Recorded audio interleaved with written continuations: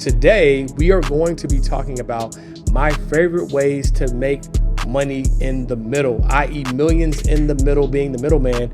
But before we do that, I want to get into these current events so I can keep you guys up to date on what's happening in the world.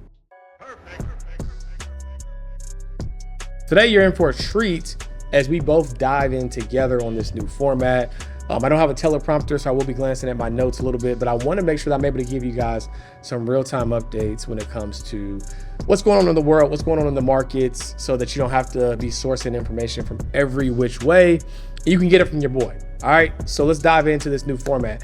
All right, so first on the list, Biden is putting a cap on credit card fees, right? We have long known for years that credit cards can be very predatory in nature with APRs, over 25%. So if someone finds himself in trouble, it can be very hard to get out of that debt, right? So Biden is putting a cap on fees, which hopefully should help the consumer when it comes to managing and effectively paying down their debt. So we'll see how that affects things coming down the pipeline. What I'm interested to see is, as a result, will we see kind of a constraint or less benefits being offered to credit card holders, right? Because oftentimes, just like a gym membership, we have some people that are gonna use the gym every day, and we have some people that are gonna come, once a month, if that.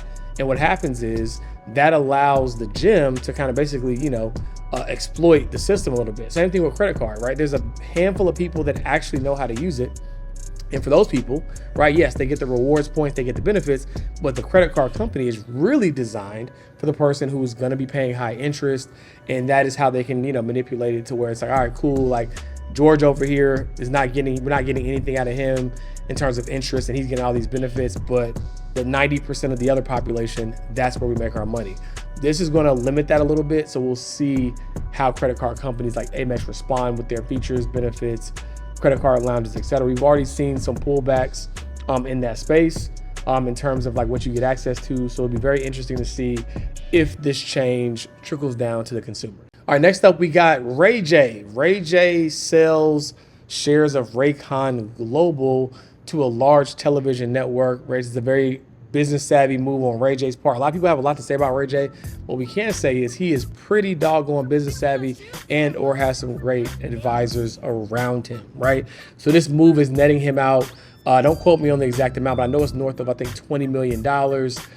So shout out to Ray J on making this strategic business move. All right, next up, we got a real estate settlement that is doing away with the standardization of the longstanding 6% fee. Some people are in agreement of it. Some people think that it makes no sense. So we'll see more to come on how the market responds to it.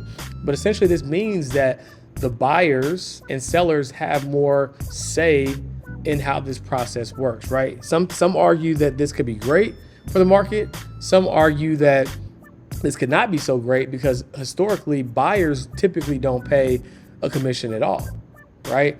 Typically, the seller does. And so now if the seller's saying, I'm not paying the full 6%, you might see now buyer's agents, right, saying, hey, look, in order to work with me, you got to pay me a commission or whatever the case may be. And so that could muddy the waters a little bit. It could make it a little bit challenging for first-time home buyers who are already having to come out of pocket with down payment money and things of that nature. So more to come on how this impacts the market. But by and large, I think just the conversation is good because it forces scrutiny to make sure that things that we've just accepted for an extended period of time actually still make sense in today's market. So more to come on that. Yo, Dollar Tree, what's going on? Dollar Tree reported over $1.7 billion in losses and is projected to close 1,000 stores, right? So here's the thing about businesses and margin, right? In certain economic environments, when interest rates are low, right, it might be easier to operate a business like Dollar Tree, right? You might think that in recessionary times, people would gravitate towards places like Dollar Tree. But if the business can't run because their margins are too thin, then it's not going to work, right? And so Dollar Tree is having some issues. Reported $1.7 billion in losses and slated to close 1,000 stores. So what do you guys think about that? Right, that's huge news, and I'm interested to see how this is going to impact other low-cost retailers as well. All right, so the Federal Reserve left rates unchanged this past week, right, which I think was kind of priced in. We kind of expected that, no movement there. But they did let us know that they still do plan to cut rates a few more times this year, which definitely can impact the real estate market and other markets as well. So we're excited to see how that comes down the pipeline. But ultimately, as it stands right now, rates remain unchanged.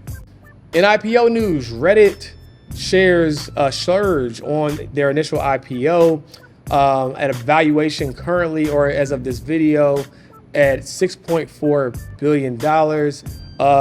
They did ultimately end down for the weekend trading, I think about 14%, but investors are optimistic on the success of Reddit. I typically don't invest in IPOs initially. That's just not my jam. There's a lot of movement in the stock. Typically you see a dip initially, so I typically stay away from IPOs, let the dust settle a little bit. But shout out to those who got in on Reddit.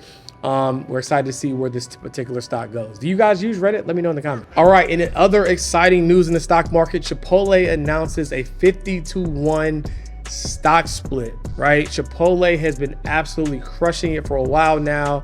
I think they're up like 28% year to date. They recently announced a 50-to-1 stock split. For those of you all who don't know what a stock split is, I want to break it down for you. So I actually went to Chipotle. I'm adding some footage in here for you guys. I went to Chipotle and I was like, I like Chipotle. Let me get a bowl. Let me check out the business a little bit. And I want to rate the food and I want to rate the stock, right? But I also want to explain what this 50-to-1 stock split means, right? So I went to Chipotle and I got an extra tortilla so I could do this breakdown. I hope it's not super dried out. Like I went there yesterday. I wanted to explain this to you, right? So Chipotle stock is currently trading at 28.82. I want to say, right? It is kind of dry. 28.82. Kind of messed this up a little bit, but that's what they're trading at currently, okay? And so what happens is now Chipotle, with this 50-to-1 stock split that they're gonna do, means that instead of having to buy Chipotle at $28.82 per share, you can now buy Chipotle stock for as little as $57 a share as of its current stock price, right? What does that mean essentially, right? So let's imagine this torn and tattered tortilla. Let's imagine that it was all whole. And this would represent 1 share of Chipotle stock, right? Let's ignore the fact it has some little gaps in it right now because it was all folded up, right? And it was from yesterday. Now, if I were to tear this up into 50 pieces, right? I'm obviously not gonna tear it up in 50 pieces, but if I were to tear this up in 50 pieces, that would essentially be exactly how the 50-to-1 stock split is, right? It's still the same total, right? If I tear this in 50 pieces, it's still the same 1 tortilla, just split in 50 pieces. Now you might ask, well, if it's the same tortilla, right? It's the same quantity overall, just ripped in little pieces. What's the point of doing it? Well, what it does is it now allows new investors who might not have an appetite, pun intended, for a stock price of $2,800 per share to be able to get into the stock for much cheaper, right? Typically after a stock split, similar even to an IPO, right? You might have some people that were long holders of Chipotle. They might dump some shares, right? To some other people, you might see a dip initially, but at the end of the day, if you're a long-term holder or desire to be a long-term holder in this company, whether you buy right at the split or if you buy right now, doesn't really matter. If you don't have $2,800 a share, then great. Wait till the stock split and now you can be a holder of Chipotle. So big news in Chipotle stock. Now, oddly enough, I went into Chipotle, like I said, and the day I went, they didn't have any rice, right? The good thing is I'm trying to get my summer body right, so I didn't want no rice anyway. They had no rice, so people walked in, walked out. They're like, no rice? How you gonna have Chipotle with no rice? Their credit card machine was, well, they weren't accepting cash, which wasn't a big deal for me because I don't typically carry cash anyway. But it was an interesting experience. Food was still pretty good. I would give the bowl I had a 6.9, right? Normally with the rice and all the trimmings, maybe close to an 8, I'd give it a 6.9. But the stock, however, I give the stock a solid 8 out of 10, right? Not telling you to buy it, do your own research, but the Chipotle stock is moving really, really strong.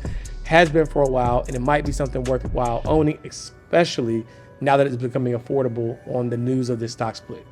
I also want to let you guys know that with the advent of fractional shares, even if Chipotle did not do the stock split, you could still own fractional shares of Chipotle. What does that mean? It means that even though Chipotle stock is $2,800, if you want to simply invest $300, you can buy $300 worth of Chipotle.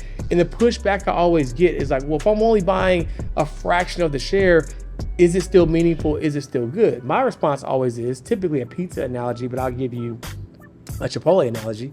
If I had a whole bowl of Chipotle and I gave you a third of it, is it going to be any less flavorful? Absolutely not, right? It's still valuable, still amazing. You're just buying a proportion of it that's relative to your diet or your appetite, right? In this analogy. All right, another news, we have some earnings coming up this week. I'm going to read them out to you. So we have Monday, we got BuzzFeed, Fit Life brands. Their earnings reports are being released on Monday. Tuesday, we have GameStop. Wednesday, we have Carnival Cruise Line. That's been an interesting one for a while here, especially since the pandemic. Thursday, we got HB Fuller. And Friday, we got Gemini Therapeutics, right? So those are the earnings that we have coming down the pipeline this week. In other news related to stocks, right? There's some stocks that we have our eye on that have either been oversold or overbought. Oversold meaning that the sentiment is a little bit too negative, and these actually might be great buying opportunities. Again, not saying that they could be great buying opportunities for you. Always do your own research, but the data is telling us that these could be good buying opportunities. And overbought, meaning that too many people are piling into the stock, and right now the price action related to this particular security doesn't make as much sense, right? So on the oversold list, we have Tesla, we have Boeing, and we have Southwest Airlines. Now, with Boeing and Southwest, right, mainly Boeing, obviously Boeing has been in the news. Their planes have been being called out for being faulty. They've been in the news for even like some pseudo like mafia vibes, like whistleblowers going missing. So Boeing is taking a beating right now. Tesla's down over 30% on the year, even though they had an amazing 2023. So it might, if you're a long-term buyer of Tesla or a believer in Tesla, now could be a potential time to start looking at getting into the stock potentially.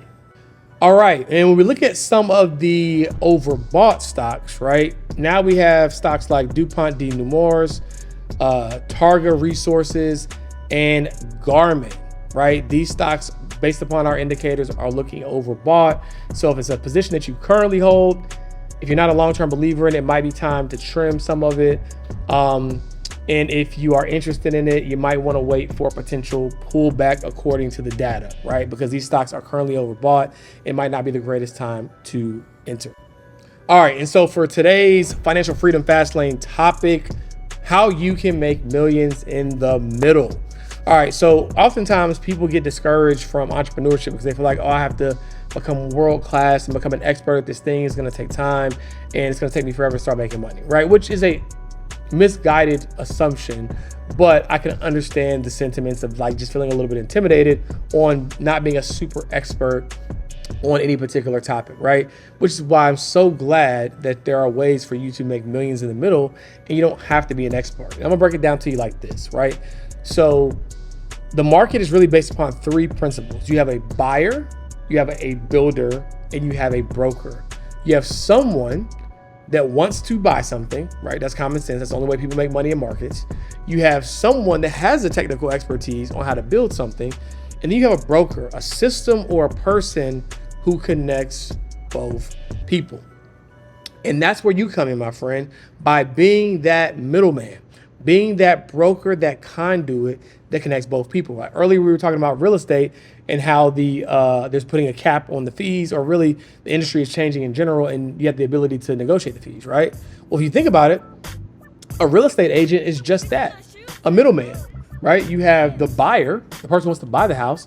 You have the builder, the person who knows how to build the house. And the real estate agent is just the broker who connects the person who, right, in the middle, right? Like they want to connect the person who wants to buy the house, right, with the person who built the house. And the real estate agent does that. So you can do this in many different ways. And it means you don't necessarily have to be an expert at everything, and you can still get paid in the middle. So I'm gonna give you a few of my favorites that anybody can start tomorrow, right? So right now, content creation just like this is all the rave, right? And there's people who need content produced for them, people who need content edit for them, designed, etc. And so what I like to tell people that they can do is you can find people who are already creating content, and maybe they only have long form and they're not putting out as much short form. Maybe they don't have somebody to manage it. Maybe they don't have the time to do it, whatever the case may be, right? What you can do is you can say, hey, I see that you have an amazing YouTube channel, or I see you're putting out amazing long form content. Have you ever thought about chopping it up, doing some micro clips for your other channels?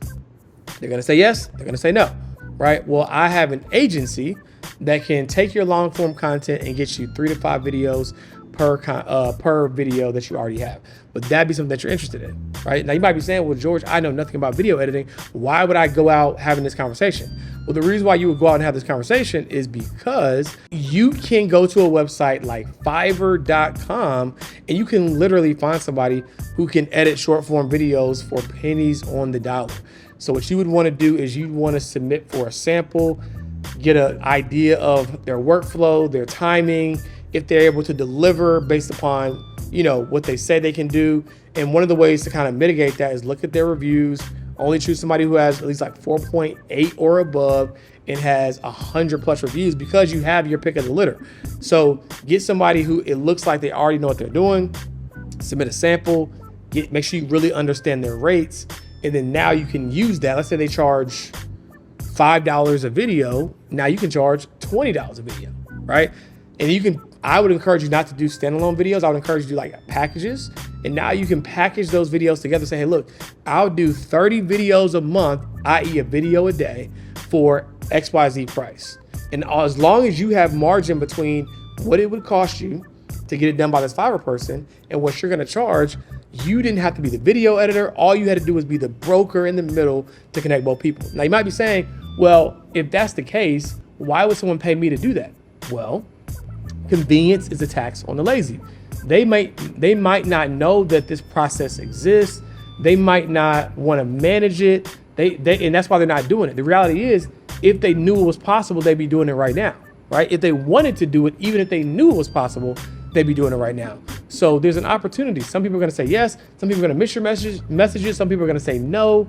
Doesn't matter. It's a numbers game. And the moral of the story is you can get somebody to say yes. And now you didn't have to learn anything about video editing. And now you just made a profit in the middle, right? So let's put it into perspective. Let's say that the Fiverr person charges $5 a video. You do 30 of them. That's $150 for the whole batch. You charge 20 a video times 30, 600. And you still have margin, right? If you want to like charge, most people will probably pay $600 for 30 short form videos, right? But you have a profit there, right? Of $450. All you had to do is be the middleman. Yes, there's technology about AI that can chop up videos and chat GPT and all these things. But you have to remember, high level people don't have the capacity and the time to manage the process. So that's why they would be willing to pay to outsource it, right? And that's just one of many examples. You can do the same thing for graphic design.